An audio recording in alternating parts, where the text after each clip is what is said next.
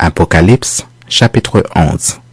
On me donna un roseau semblable à une verge en disant, « Lève-toi et mesure le temple de Dieu, l'autel et ceux qui y adorent. » Mais le parvis extérieur du temple, laisse-le en dehors et ne le mesure pas, car il a été donné aux nations, et elles fouleront aux pieds la ville sainte pendant 42 mois.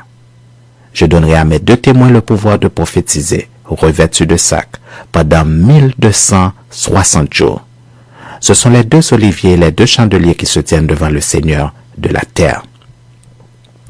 Si quelqu'un veut leur faire du mal, du feu sort de leur bouche et dévore leurs ennemis.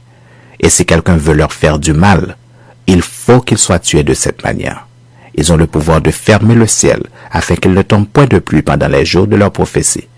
Et ils ont le pouvoir de changer les eaux en sang et de frapper la terre de toute espèce de plaie chaque fois qu'ils le voudront. Quand ils auront achevé leur témoignage, la bête qui monte de l'abîme leur fera la guerre, les vaincra et les tuera. Et leurs cadavres seront sur la place de la grande ville qui est appelée dans un sens spirituel Sodome et Gomorrhe, là même où leur Seigneur a été crucifié. Des hommes d'entre les peuples, les tribus, les langues et les nations verront leurs cadavres pendant 3 jours et demi, et ils ne permettront pas que leurs cadavres soient mis dans un sépulcre. Et à cause d'eux, les habitants de la terre se réjouiront et seront dans l'allégresse. Et ils s'enverront des présents les uns aux autres parce que ces 2 prophètes ont tourmenté les habitants de la terre. Après les 3 jours et demi, un esprit de vie venant de Dieu entra en eux, et ils se tinrent sur leurs pieds, et une grande crainte s'empara de ceux qui les voyaient. Et ils entendirent du ciel une voix qui leur disait, « Montez ici !»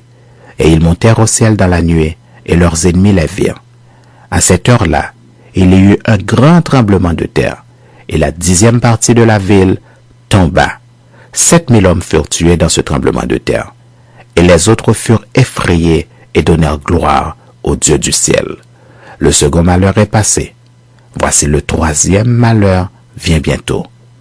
Le 7e ange sonna de la trompette, et il y eut dans le ciel de fortes voix qui disaient, « Le royaume du monde est remis à notre Seigneur et à son Christ, et il régnera au siècle des siècles. » Et les 24 vieillards qui étaient assis devant Dieu sur leur trône se prosternèrent sur leurs faces, et ils adorèrent Dieu en disant, « Nous te rendons grâce, Seigneur Dieu Tout-Puissant, qui est et qui était, de ce que tu as saisi ta grande puissance et pris possession de ton règne.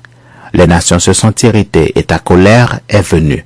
Et le temps est venu de juger les morts, de récompenser des serviteurs les prophètes, les saints et ceux qui craignent ton nom, les petits et les grands, et de détruire ceux qui détruisent la terre.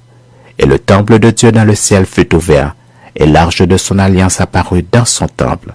Et il y eut des éclairs, des voix, des tonnerres, un tremblement de terre et une forte grêle.